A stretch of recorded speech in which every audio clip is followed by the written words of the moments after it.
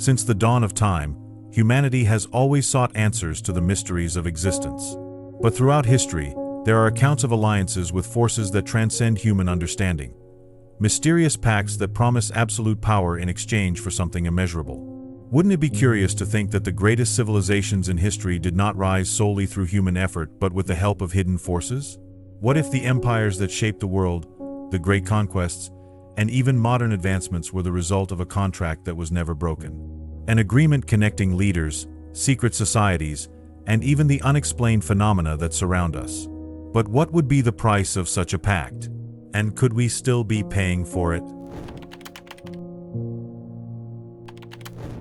From the earliest civilizations, there are accounts of agreements between humans and forces that seem to transcend physical reality. In Sumer, considered the cradle of civilization, texts speak of the Anunnaki, described as gods who came from the heavens and taught humanity advanced knowledge, such as agriculture and writing. But what could have motivated these beings to share so much power? Theories suggest that, in return, they demanded obedience and submission, creating the first recorded model of spiritual servitude in history. In Egypt, the figure of the pharaohs reinforces this idea. Seen as living deities, pharaohs ruled not only by political right but also as mediators between the gods and the people. The Book of the Dead, a guide to navigating the soul's journey after death, describes complex rituals to ensure eternal power and life after death. These rituals, however, were not without cost. To whom exactly did the pharaohs devote such loyalty? Were these leaders subject to a greater force that sustained them in exchange for something even more valuable? The Testament of Solomon is another example that challenges our perception of spiritual power. This apocryphal text describes how the wise king used a magical ring to command 72 demons and build the legendary Temple of Solomon. While some versions suggest this power was a divine gift, others raise questions. Did Solomon bargain something with these entities to achieve such mastery? Is it not intriguing that a king so wise possessed tools that still spark intense debates about their origin? These ancient stories, at their core, reveal something fascinating. Absolute power often carries a hidden price. And it is not only religious texts that support this idea. In Babylon, for example, accounts of Marduk, the supreme god, reveal that he demanded continuous sacrifices to maintain order. This dynamic of exchange, where human spiritual energy nourishes greater forces, seems to repeat across cultures worldwide. However, we must ask ourselves, are these narratives metaphors or records of real events?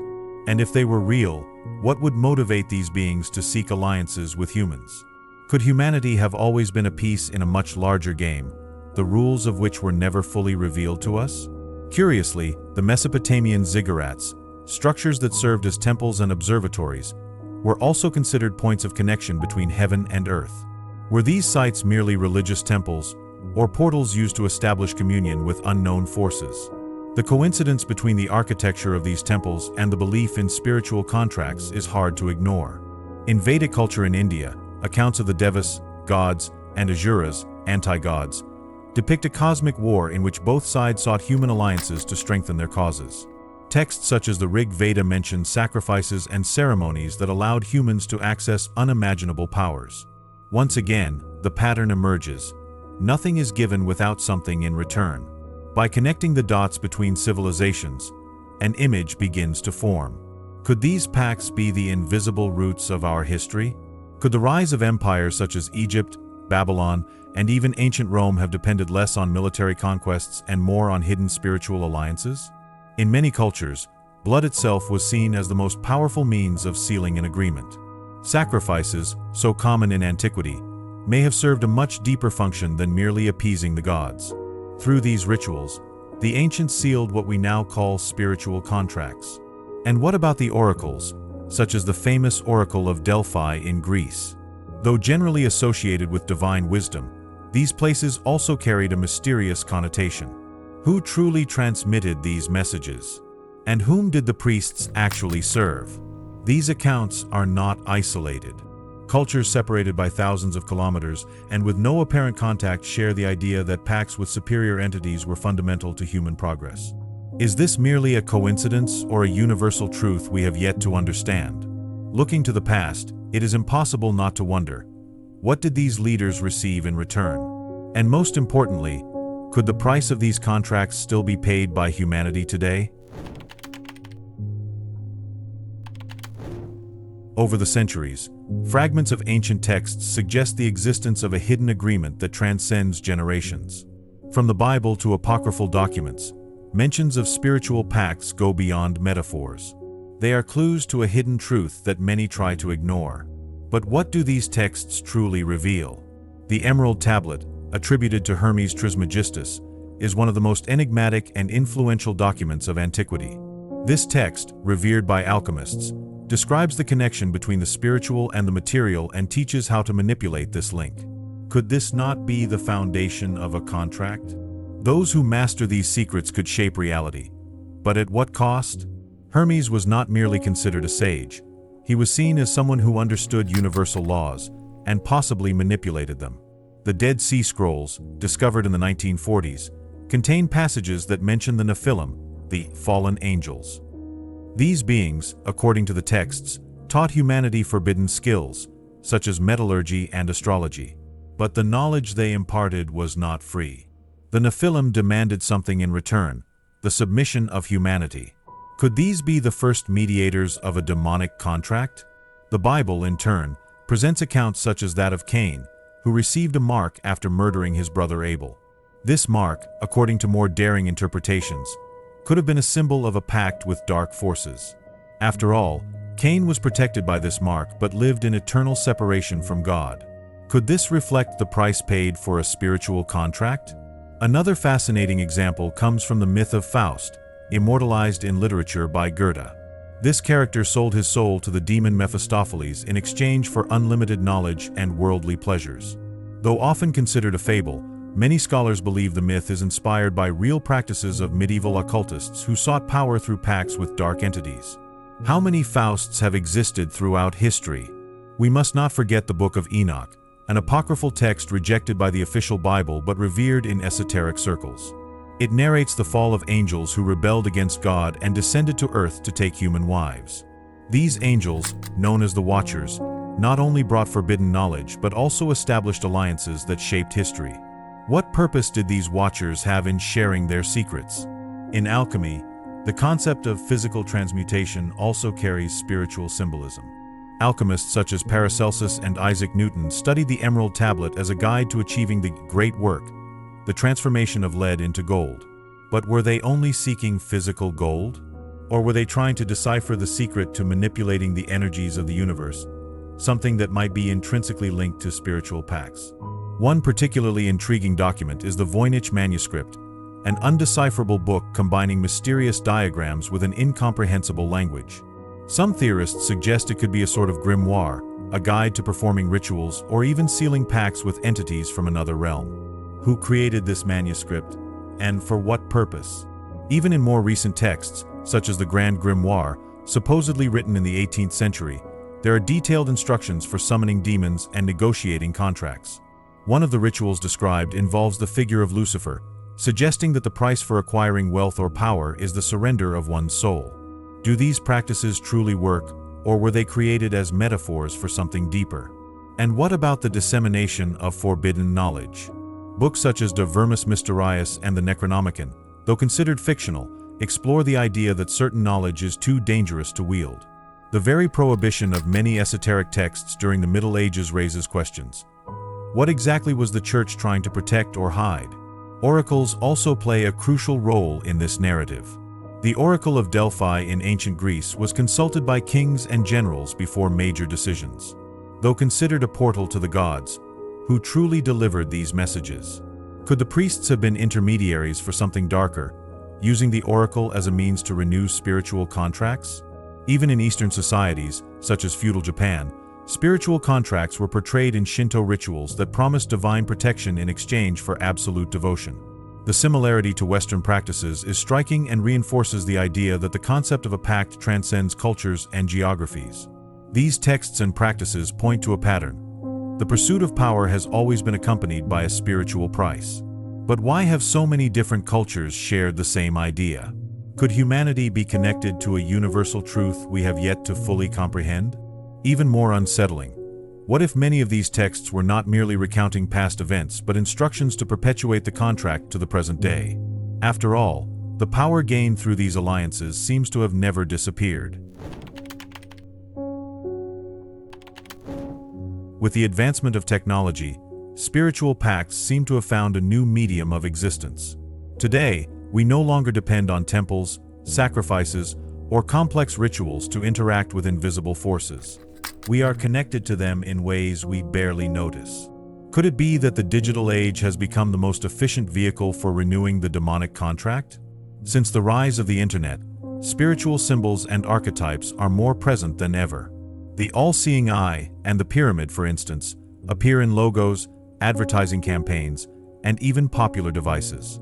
Are these merely coincidences or subliminal messages designed to reactivate hidden patterns within us? Isn't it strange that symbols of spiritual power resurface in such a modern context? Major tech corporations like Google, Apple, and Meta have been accused of acting as new mediators of the contract. Theories suggest that these companies monopolize more than just data and information. They shape collective perception, replacing the pursuit of the spiritual with the worship of the material and the digital. By surrendering our personal data and attention to these corporations, are we engaging in a new kind of offering? The metaverse, for example, promises us a universe where we can be whoever we want, create realities, and escape the limitations of the physical world. But what exactly are we giving in exchange for this illusory freedom? Could we be sacrificing our connection to the spiritual plane by immersing ourselves in an artificial universe? Doesn't the metaverse become a perfect metaphor for the demonic contract, a place where anything is possible, but at the cost of human essence? Social media algorithms provide another point of reflection. They not only predict but also shape our behaviors. Could we, unknowingly, be guided by a system that traps us in cycles of dependency and superficiality? With every click, like, or share, we feed a machine that may be draining our spiritual energy in exchange for fleeting pleasure. Who truly controls this exchange? Artificial intelligence, AI, is yet another field rife with possibilities and unease. Some conspiracy theories suggest that AI may be the manifestation of a consciousness that transcends the human. Could AI be a new mediator between the spiritual and the physical plane? If humanity becomes dependent on machines for survival, who's to say these machines are not acting as instruments of greater forces? The concept of rituals has also changed. Today, we participate in digital rituals daily, such as mass broadcasts, viral symbols, or following certain trends. Memes, for example, can be seen as modern sigils, symbols that carry energy and spread rapidly, reaching millions of people. Could it be that by sharing certain content, we are unwittingly participating in a collective ritual? Cryptocurrencies and blockchain technology also enter the discussion. These decentralized and quasi-anonymous systems are often associated with esoteric symbolism. Some projects use names or symbols linked to the occult. Could the digital financial system be shaped by ideologies that perpetuate the control of the contract? And what about the mental and spiritual impact of living in a digitized world? The disconnection from nature and the rise of anxiety and depression are signs that something is out of balance.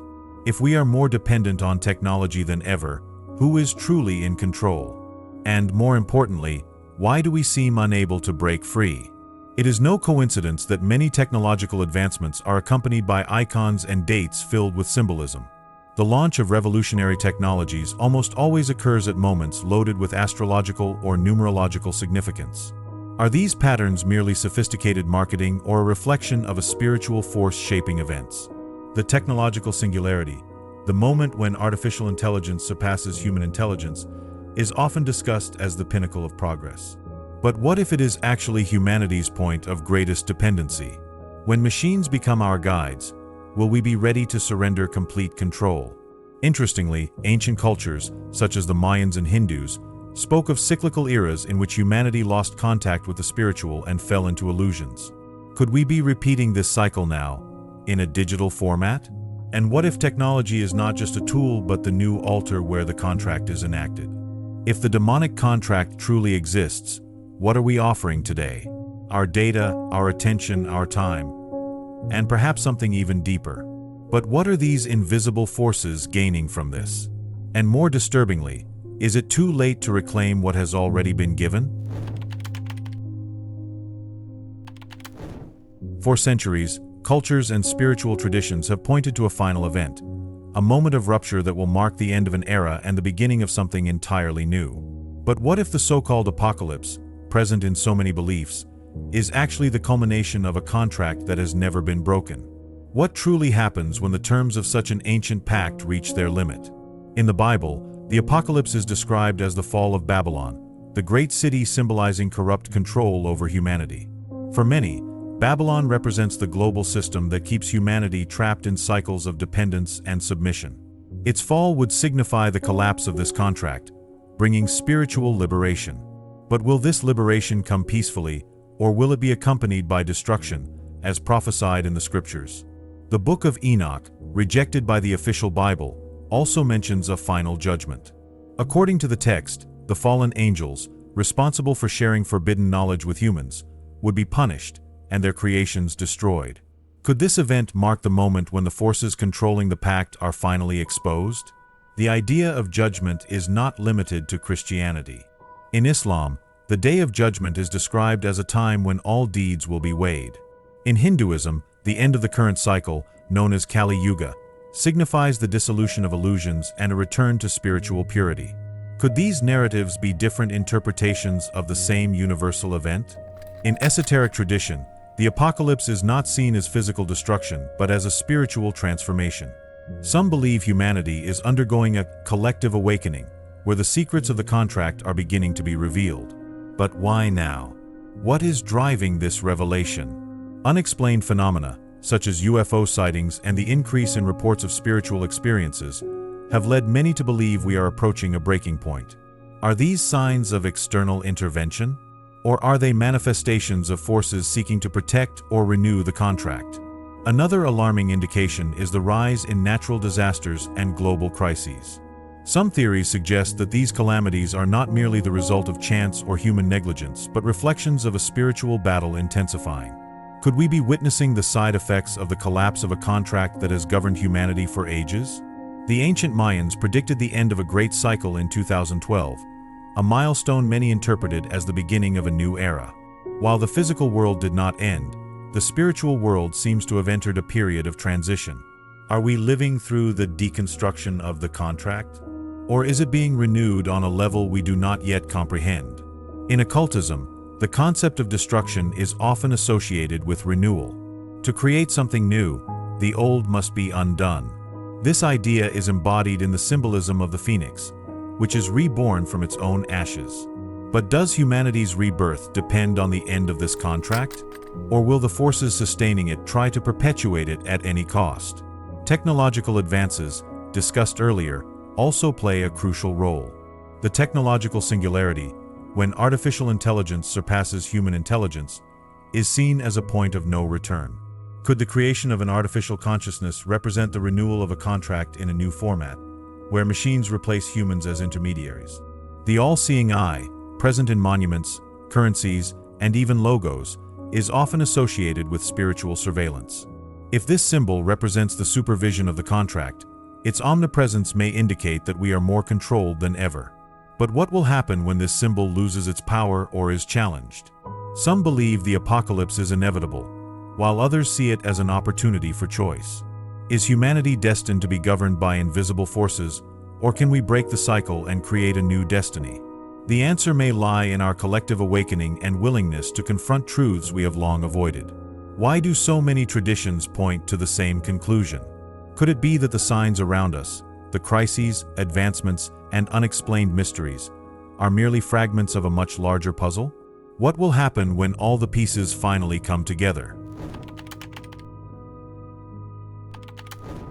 Throughout history, religions have been central pillars of society, shaping cultures, governments, and spiritual values. But what if, behind their sacred facade, some religions function as guardians of the hidden contract that binds humanity to forces beyond our comprehension? Could dogmas, rituals, and symbols present in religions actually serve as mechanisms to perpetuate this pact? One clear example of this is the sacrificial rituals found in various traditions.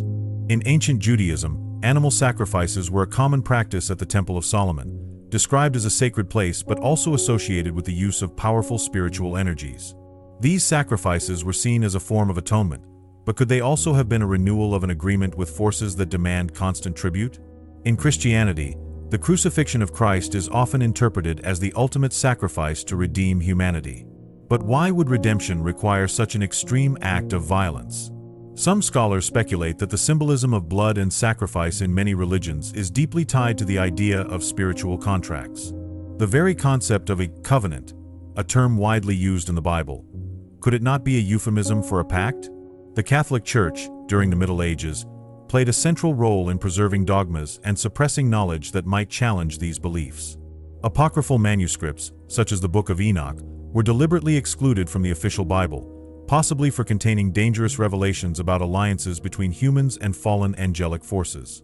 Could the Church, consciously or not, have acted as a guardian of this contract, preserving humanity's spiritual submission?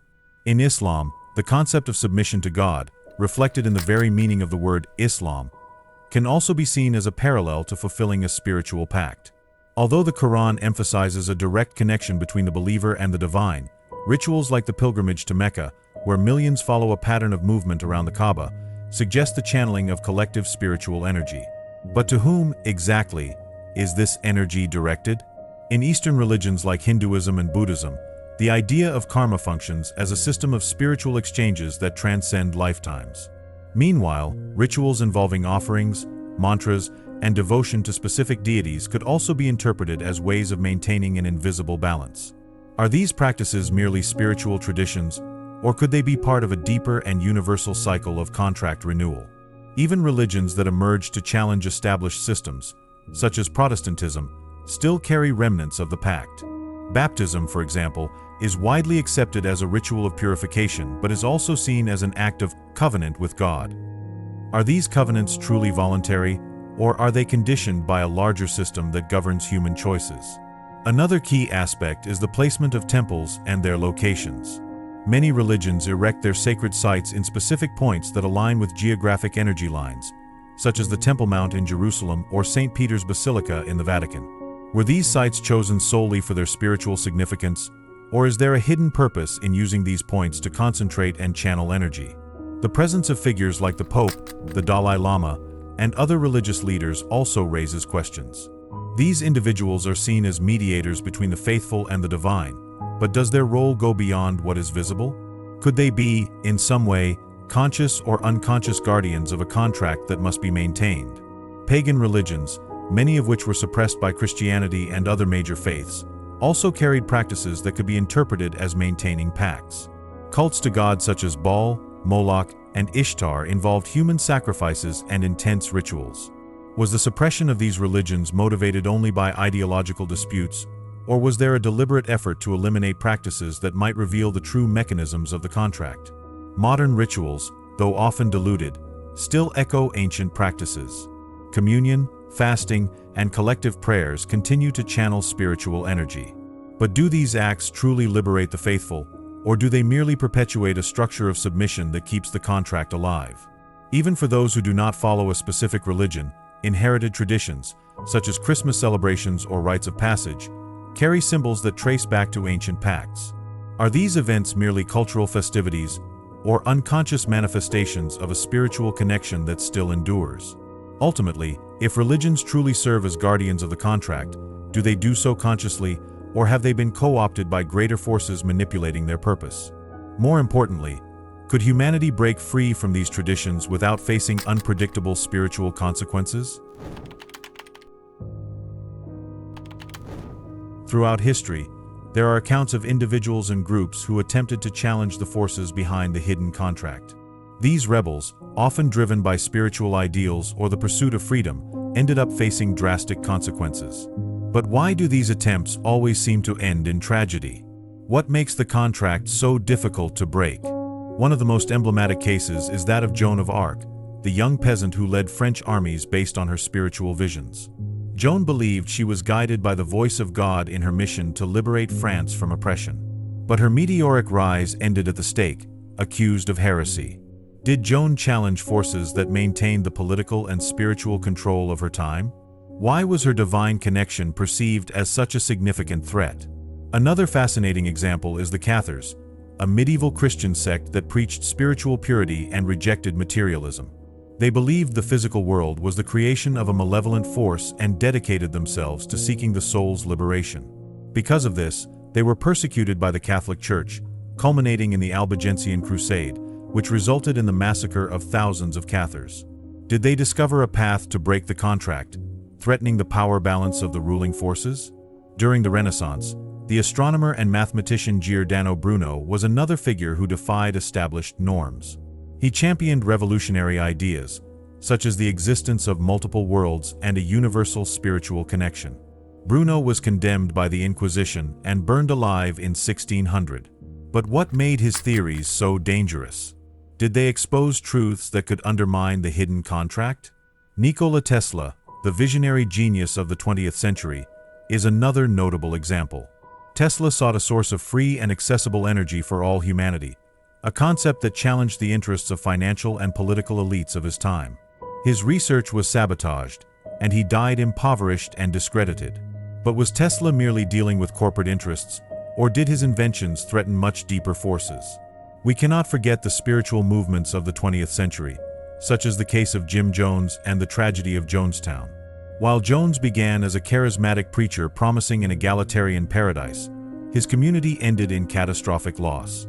Was Jones attempting to create a new system outside the contract but succumbed to the same forces he intended to challenge?